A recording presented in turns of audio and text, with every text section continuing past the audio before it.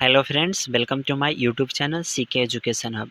Friends, आज का यह वीडियो बहुत ही ज़्यादा स्पेशल और ख़ास है आने वाले बिहार बोर्ड इंटर परीक्षा में शामिल होने वाले परीक्षार्थियों के लिए। तो फ्रेंड्स, आज के इस वीडियो को आप लोग अच्छे से देखेंगे और समझने की कोशिश करेंगे। फ्रेंड्स, आज का यह video Bihar board class 12th English rainbow part 2 poetry section 6th chapter यानी पोएट्री सेक्शन के 6ठा चैप्टर जिसका नाम है द सोल्जर, उसके समरी का है। फ्रेंड्स, आज के इस वीडियो में मैं इस चैप्टर के समरी को समझाऊंगा। फ्रेंड्स, मैं आपको बताना चाहूँगा ये जो समरी होता है आपके आने वाले बिहार बोर्ड इंटर परीक्षा में 10 नंबर के पूछा जाता है।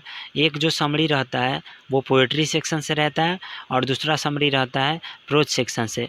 तो फ्रेंड्स, आज के इस वीडियो में मैं पोएट्री सेक्शन के 6ठा चैप्टर के समरी को समझाऊंगा जिसका नाम है द सोल्जर। तो फ्रेंड्स, अगर आप लोगों ने इस चैप्टर को समझ लिया, इस समरी को समझ लिया, अगर इसे याद कर लिया तो समझ जाओ अभी से ही आपने अपने आने वाले बिहार बोर्ड इंटर परीक्षा में 5 नंबर का काम फिक्स कर लिया। मैं गारंटी देता हूँ, अगर इस वीडियो को आप देखेंगे समझेंगे तो आपके आने वाले इंटर परीक्षा में 5 नंबर फिक्स हो जाएंगे अभी से ही। आइए फ्रेंड्स, इस वीडियो को स्टार्ट करते हैं। इसमें लिखा गया है the soldier is a very nice sonnet. Friends, मैं अभी आपको बताया हूँ कि पोएट्री सेक्शन में पोएम पढ़ा जाता है, लेकिन देखिए यहाँ पे सोनेट लिख दिया गया है। क्या लिखा गया है? सोनेट। यानी मैं आपको बताना चाहूँगा, सोनेट के बारे में भी समझाऊँगा। ये जो सोनेट होता है ना, ये भी कविता ही होता है, ये भी पोएम ही होता है, लेकिन वैसा पोएम जो 14 लाइन्स में लिखी गई हो, जिसमें सिर्फ 14 लाइन्स हो, उसे हम लोग सोनेट कहते हैं। क्या कहते हैं? सोनेट कहते हैं। अगर आपसे पूछा जाएगा ये जो द सोल्जर है, द सोल्जर में कितने लाइन्स दिए गए हैं, तो आप आसानी से आंसर कर सकते हैं 14 लाइन्स दिया गया है। अगर आपसे कोई पूछेगा कि 14 लाइन्स वाले पोएम को हम लोग क्या कहते हैं, तो सोनेट कहते हैं। तो ये जो द सोल्जर है, द सोल्जर कितने लाइन्स वाली पोएम है? 14 लाइन्स वाली, इसीलिए इसे क्या कहा जाता है? सोनेट कहा जाता है। आगे इसमें लिखा गया it has been composed by Rupert Brooke. अच्छा, इसका मतलब क्या होता है आप समझते हैं? कंपोज मीन्स होता है लिखना। क्या होता है? लिखना। तो ये जो द सोल्जर है, इसको कंपोज किसने किया यानी लिखा किसने है? तो रूपर्ट ब्रूक ने। किसने लिखा है? रूपर्ट ब्रूक ने। यानी ये जो द सोल्जर है उसके कंपोजर चाहे पोएट दोनों कौन है? रूपर्ट ब्रूक है। आगे समझिए क्या लिखा गया है इसमें। He was a very famous poet of English literature. यानी इंग्लिश लिटरेचर के यानी अंग्रेजी साहित्य के ये जो रूपर्ट ब्रूक है ना, वेरी फेमस यानी बहुत ही ज़्यादा प्रसिद्ध क्या है? पोएट है यानी कवि है। आगे देखिए इनके बारे में क्या लिखा हुआ है। He was born in England. इनका जन्म कहाँ पे हुआ था? इंग्लैंड में हुआ था। He was also known as war poet.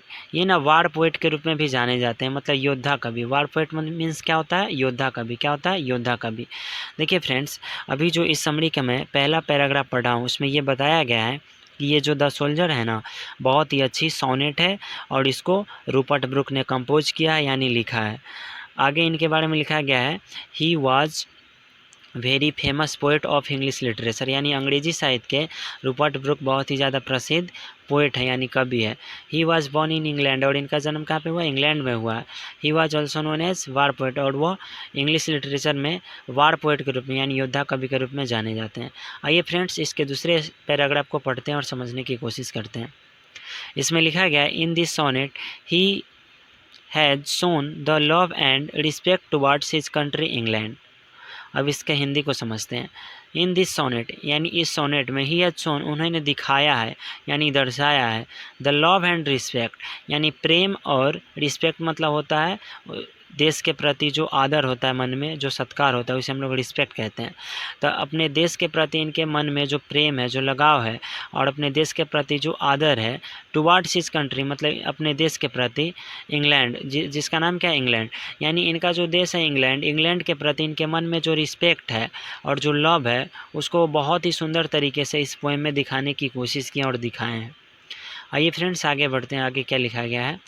इसमें लिखा गया है he says that if I will die. यानी वह कहते हैं कि इफ़ आई विल डाई अगर मैं मर जाऊंगा ऑन एनी फॉरेन लैंड मतलब किसी फॉरेन लैंड में से होता है विदेशी भूमि। ये कहते हैं कि अगर मैं किसी विदेशी भूमि पे मर जाऊंगा then only think that any foreign land will belong to England forever. Forever means होता है हमेशा के लिए और बिलोंग मीन्स होता है हो जाना। अच्छा, फॉरेन मीन्स होता है विदेशी और एनी मतलब होता है कोई। आइए फ्रेंड्स, इस पूरे लाइन के हिंदी को समझते हैं। यहाँ से लिखा गया है ना ही सेज दैट मतलब वह कहते हैं कि इफ़ आई विल डाई अगर मैं मर जाऊँगा ऑन एनी फॉरेन लैंड, मतलब किसी विदेशी भूमि पे, then only think that any foreign land will belong to England forever. ये कहते हैं कि अगर मैं किसी विदेशी भूमि पे अपने देश के लिए लड़ाई करते करते अगर मैं शहीद हो जाऊं, अगर मैं मर जाऊं, तो समझना कोई विदेशी भूमि ना हमेशा के लिए किसका हो गया, इंग्लैंड का हो गया। किसका हो गया, इंग्लैंड का हो गया। आइए फ्रेंड्स आगे देखते हैं क्या लिखा गया है। इसमें लिखा हुआ he compares his country England with heaven. Heaven means होता है स्वर्ग, और कंपेयर मीन्स होता है तुलना करना। अच्छा, कंट्री मीन्स होता है देश। वो कहते हैं कि आगे इसमें लिखा गया है ही कंपेयर्स, मतलब वह तुलना करते हैं।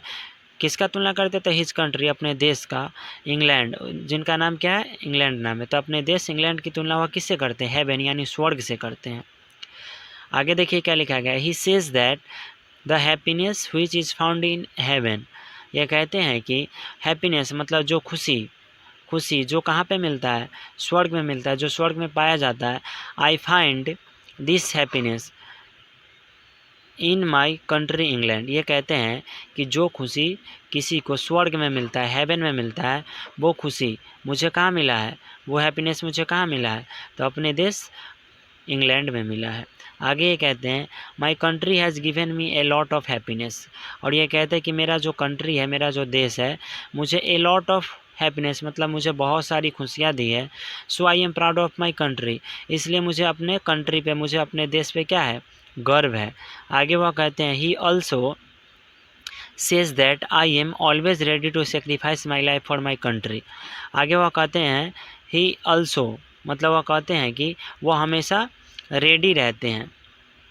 क्या रेडी रहते हैं किसके लिए, तो सेक्रीफाइस करने के लिए, मतलब त्याग करने के लिए। क्या चीज़ त्याग करने के लिए, तो अपने जीवन को, किस लिए, तो अपने कंट्री के लिए। देखो आगे वह कहते हैं ही ऑल्सो सेज दैट, यानी वह कहते हैं कि आई एम ऑलवेज रेडी, कि मैं हमेशा तैयार हूँ, to sacrifice my life for my country, अपने जीवन को त्याग करने के लिए, अपने देश के लिए। फ्रेंड्स ये जो दूसरा पैराग्राफ मैं पढ़ा हूँ, इसका हिंदी में दोबारा बताना चाहता हूँ। इसमें ये बताया गया है रूपर्ट ब्रूक के द्वारा कि मैं ना अपने देश से बहुत ज़्यादा प्रेम करता हूँ, मुझे ना अपने देश से बहुत ज़्यादा लगाव है, और जो खुशी किसी इंसान को स्वर्ग में मिल सकता है या स्वर्ग में मिलता है, वो सारी खुशियाँ मुझे अपने देश इंग्लैंड में मिलता है। इसलिए वह अपने देश इंग्लैंड की तुलना स्वर्ग से करते हैं और कहते हैं कि मैं अपने देश के लिए हमेशा अपनी जान को न्यौछावर करने के लिए तैयार हूँ, क्योंकि हमारे देश ने मुझे बहुत सारी खुशियाँ दी है, और इसीलिए मुझे अपने देश पे क्या गर्व है, इसीलिए मुझे अपने देश पे प्राउड फील होता है। देखिए आगे क्या कहते हैं लास्ट स्टांजा में, लास्ट पैराग्राफ में, it is really a very nice poem by Rupert Brooke where he has beautifully shown his love and respect towards his country England. Last में यहाँ पे लिखा गया है it's really a very nice poem. Really means होता है वास्तव में, मतलब वास्तव में ये बहुत ही सुंदर कविता है, बहुत ही अच्छी कविता है, बाय रूपर्ट ब्रूक, जो किनके द्वारा लिखी गई है, रूपर्ट ब्रूक के द्वारा। Where he has beautifully shown, जहाँ पे उन्होंने बहुत ही सुंदर तरीके से दिखाया है।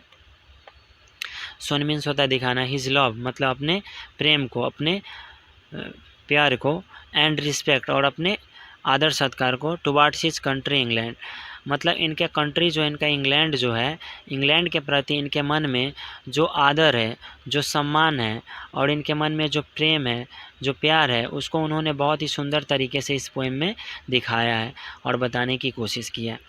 फ्रेंड्स इसका जो लास्ट वाला पैराग्राफ इसमें ये बताया गया है कि ये ना रूपर्ट ब्रूक के द्वारा लिखी गई बहुत ही सुंदर सोनेट है, जिसमें उन्होंने बहुत ही अच्छे तरीके से क्या किया है, एक्सप्लेन किया है, यानी दर्शाया है किस चीज़ को, तो उनके मन में जो अपने देश के प्रति जो लगाव है, जो प्रेम है, और जो इज्जत है, जो मान सम्मान है, उसको उन्होंने बहुत ही अच्छे तरीके से इसमें दर्शाया।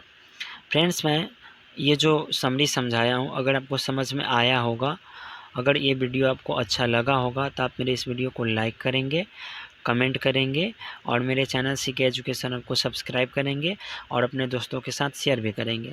फ्रेंड्स अगर इस वीडियो का कोई भी पार्ट अगर आपको समझ में नहीं आया होगा, या मेरे द्वारा बोला गया कोई बात आपको समझ में नहीं आया होगा, तो आप मुझे कमेंट करेंगे, और कमेंट के माध्यम से मुझसे वो क्वेश्चन पूछ सकते हैं, मैं ज़रूर समझाऊंगा, इस बात की मैं गारंटी दे रहा हूँ।